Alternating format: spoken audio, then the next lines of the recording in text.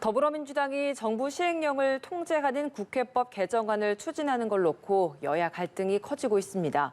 국민의힘이 정부 안박이라고 강력 반발한 데 이어 윤석열 대통령도 반대 의사를 밝혔습니다. 네, 국회 취재기자 연결해서 자세한 내용 들어보겠습니다. 방준혁 기자. 네, 저는 국회에 나와 있습니다. 민주당이 추진 중인 국회법 개정안은 국회 상임위원회가 대통령령이나 총리령을 법률적으로 판단해 소관 행정기관의 장에게 수정을 요청하는 내용인데요.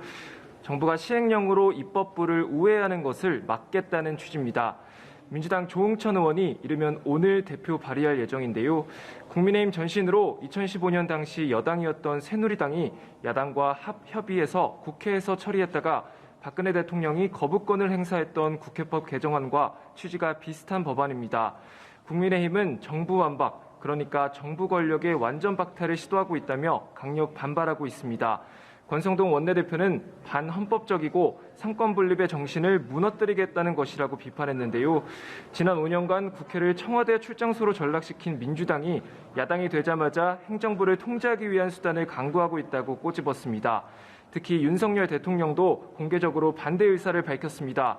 윤 대통령은 오늘 출근길에서 어떤 법안인지 한번 봐야 한다면서 위헌 소지가 많다고 보고 있다고 지적했습니다.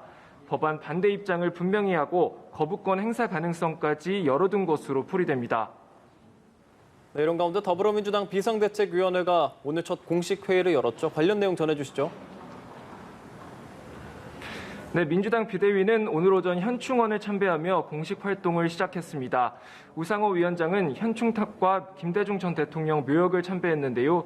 방명록엔 유능하고 겸손한 민생정당으로 거듭나겠다고 적었습니다. 우 위원장은 이어 국회에서 첫 비대위 회의를 열고 전당대회 준비위원회 구성 등을 논의했습니다. 회의에 앞서선 민생과 경제위기, 안보 불안 등 현안이 산적해 있다고 언급하며 국회 정상화를 위해 여당 측 양보가 선결 과제라고 강조했습니다. 국민의힘은 당 개혁과 외연 확장에 시동을 걸었습니다. 이번 지방선거 호남 지역 당선자를 국회로 초청해 축하 행사를 열었는데요. 다음번엔 국회의원을 배출하겠다며 서진 정책에 대한 의지를 다졌습니다.